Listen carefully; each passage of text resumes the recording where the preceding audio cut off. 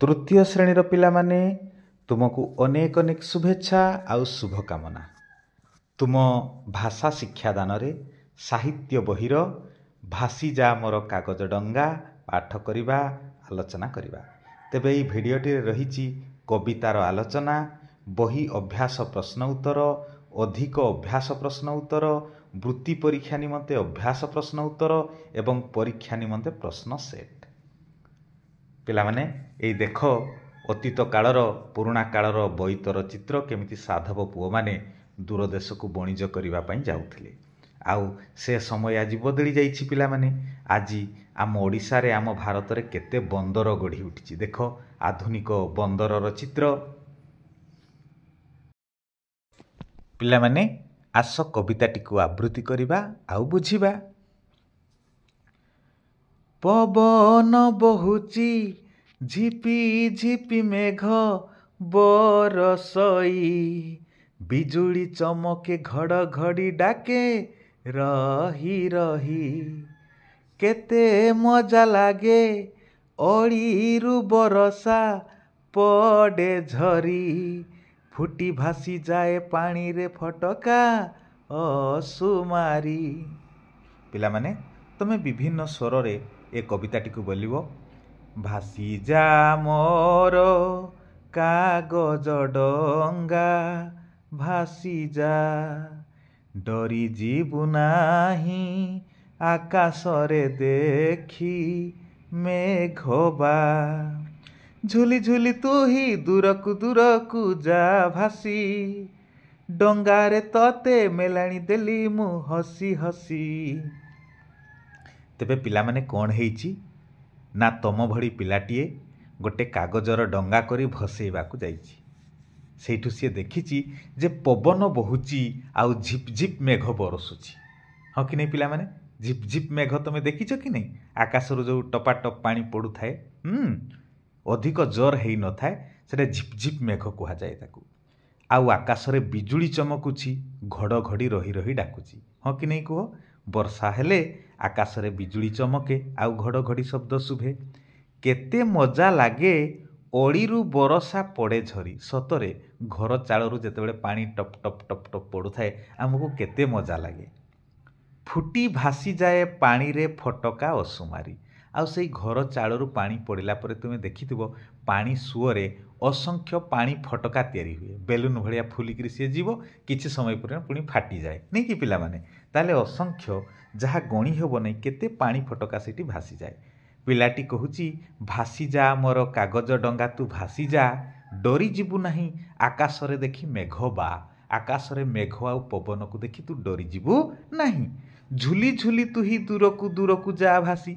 तमे तो जानिच पानी सुओ केमिति जाए, ऊपर को उठी तलकू पड़ी, ऊपर को उठी तलकू पड़ी एमिति जाउथाए। तेणु पिलाटी कहूची रे डंगा तू नाची नाची झुली झुली दूरकू जा भासी। ए डंगा तू परा मोर सांग, मु तोते केते आदर रे तैयारी करथिली, तोते आजी मु मेलाणी देली हसी हसी, तोते मु विदाय दउची, हसी हसी विदाय दउची, तोते बाय बाय करूची, जा तू पानी सोरे भासी भासी जा।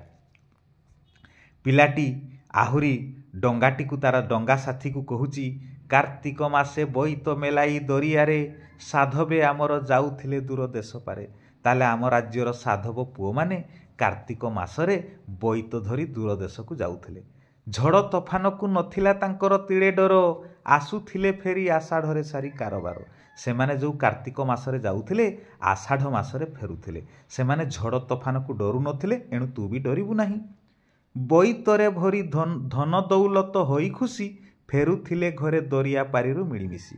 आमर साधव पुओ माने तांको बोईतरे केते धन संपत्ति लोड करी बोझ करी खुशी मनरे सांगसाथी होई फेरुथिले।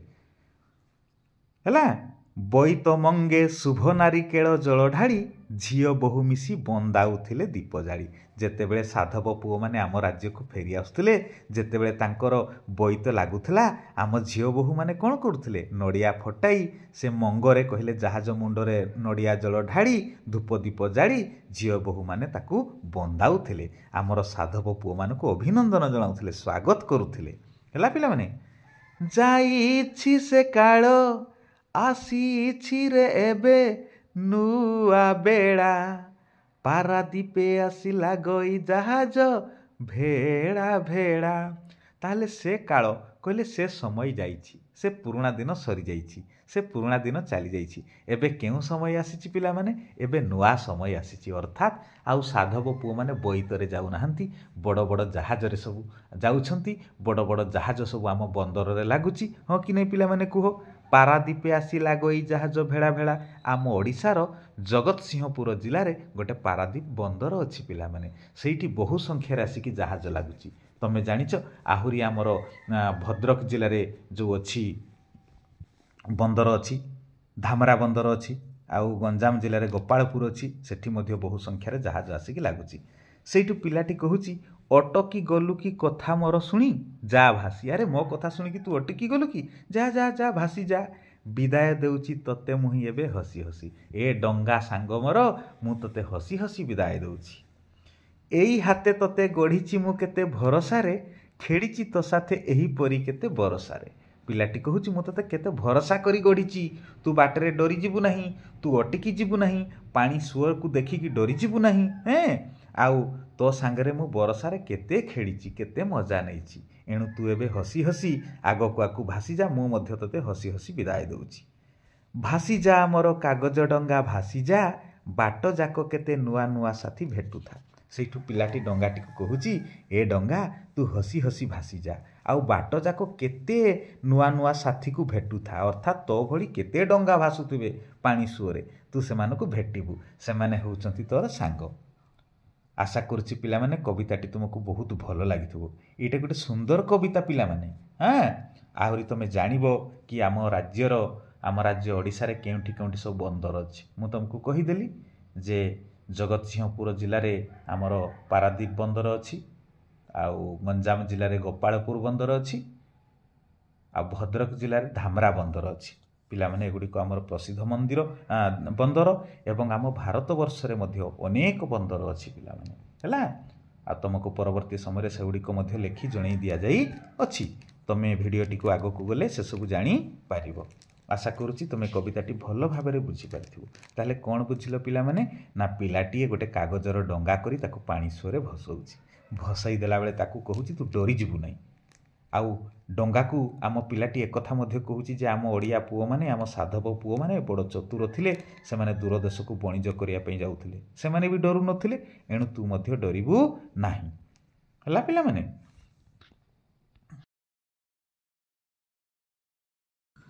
ପିଲାମାନେ ତୁମ ବହିରେ ଯେଉଁ ଅଭ୍ୟାସ ଦେଇଛି ସେଇ ପ୍ରଶ୍ନ ଉତ୍ତର ଆଲୋଚନା କରିବା। ତେବେ ଯିବା 1 ନମ୍ବର କ ପ୍ରଶ୍ନକୁ।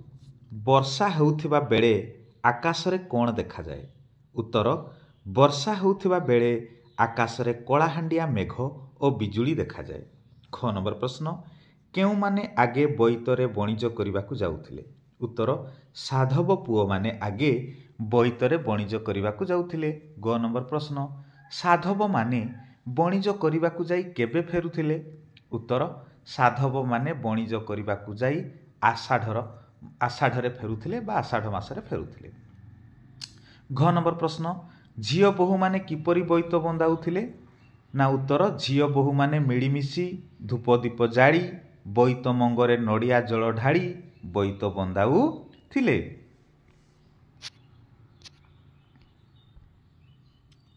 ଯିବା ପରବର୍ତ୍ତୀ ପ୍ରଶ୍ନକୁ। ଅ ନମ୍ବର ପ୍ରଶ୍ନ, ଆମ ରାଜ୍ୟର କେଉଁଠି ଭେଳା ଭେଳା ହୋଇ ଜାହାଜ ଲାଗୁଛି? ଉତ୍ତର, ଆମ ରାଜ୍ୟର ପାରାଦୀପଠାରେ ଭେଳା ଭେଳା ହୋଇ ଜାହାଜ ଲାଗୁଛି। କାହିଁକି ନା ପିଲାମାନେ ପାରାଦୀପ ହେଉଛି ଗୋଟେ ବନ୍ଦର। 2 ନମ୍ବର କ'ଣ କହିଛି ରେ? ନା ତୁମେ ସମସ୍ତେ କବିତାର ଗୋଟିଏ ଗୋଟିଏ ପଦକୁ ଅଭିନୟ ସହ ଗାଇ ଶୁଣେଇବ ଆଉ, ହେଲା। 3 ନମ୍ବରକୁ ଯିବା। 3 ନମ୍ବର କ କ'ଣ କହିଛି?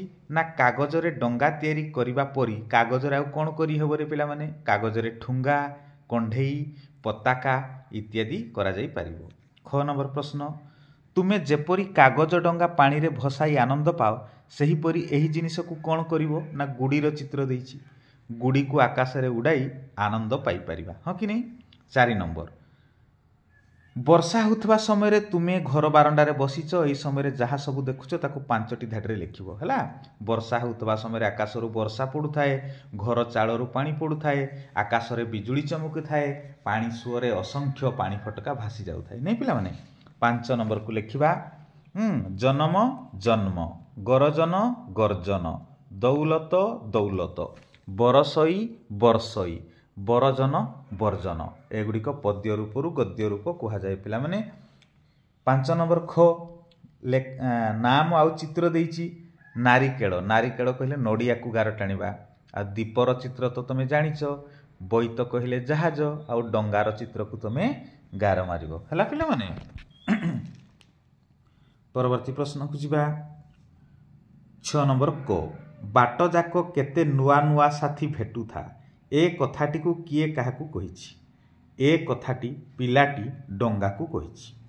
अच्छा ख नंबर कौन देइछि पिला माने जाइछि से काल आसीछि रे एबे नुआ बेड़ा से काल कहिले साधव पुओ मानक व्यवसाय समय को कहा जाइछि से काल रे साधव पुओ माने बोईतरे दूर देश को वाणिज्य करने को जाउथिले आ नुआ बेड़ा कहिले नुआ बेड़ा आजिर समय को कहा जाउछि नुआ बेड़ा बोली काहेकि कहा जाउछि ना नुआ बेड़ा बोली कहिबार कारण एबे आउ से बोईत नाही आज जहाज रे व्यापार वाणिज्य चलीछि। आशा करुछि तुमे माने उत्तर सबु भल भाबे बुझी पारिबो बारंबार अभ्यास कले उत्तर सबु अति सुंदर भाबरे तुमर मने रही जिवो पिला माने आ गोटे कथा कहिबी भिडियोटी जदि तुम पसंद हुए निश्चय लाइक टिए करिवो आ तुम सांग मानको शेयर कर देबो। जिबा 7 नंबर प्रश्न को तळे दिया जाइथिबा शब्द गुडी को लगाई गोटे गोटे वाक्य लिखिबा झिपी झिपी झिपी झिपी मेघरे भिजिबा अनुचित झुली झुली हाथीटी झुली झुली आसुची हसी हसी मजा कथा शुणी पिला माने हसी हसी गड़ी गले भेड़ा भेड़ा बंदर रे भेड़ा भेड़ा जहाज लागे नुआ नुआ छोट पिला नुआ नुआ खेलना पाइले खुशी हुए एई भली तमे निज मनरु मध्ये अनेक वाक्य लिखि पारिबो। 8 नंबर गोटे चित्र देइछि पिला माने एई चित्र रे कोन जडिले वर्षा हला भलिया देखा जिवो तमे रंग रे वर्षा पड़िला भली आकाशरू जलबिंदु सब आंकी देले चित्रटी वर्षा होउथबो भली देखा जिवो हला पिला माने तापरे ताकू रंग दबो। जिबा 9 नंबर को आम राज्यर पारादीप ठारे बंदर अच्छी सेहीपरि आम देश में क्यों क्यों स्थान में बंदर अच्छी तार गोटे तालिका करवा नहीं कि ताहले आमर पारादीप बंदर ओडिशा रे अच्छी चांदबाली आउ ओडिशार भद्रक जिले में अच्छी गोपालपुर से ओडिशार गंजाम जिले में अच्छी हलदिया पश्चिम बंग रे अच्छी मुंबई बंदर महाराष्ट्र रे अच्छी पोर बंदर गुजरात रे अच्छी है पिला माने एई भली तमे सब लिखिवो आ मने रखिवो आम ओडिशा रे पारादीप चांदबाली गोपालपुर ए सब गोटे गोटे बंदर। तापर 10 नंबर प्रश्न को जिबा आम राज्यर साधव पुओ मानक विषय रे लेख कौन लिखिबा ना आम राज्यर साधव पुओ माने बड़ चतुर थिले से माने कार्तिक मासरे बणिज करने को जाई आषाढ़ मासरे फेरुथिले बोईतरे अनेक धन संपत्ति धरी आम राज्य को आसुथिले से माने झड़ तोफान को टिकिए भी डरू नथिले दरिया पारिरू मिलीमिशी खुशी मनरे घर को फेरुथिले।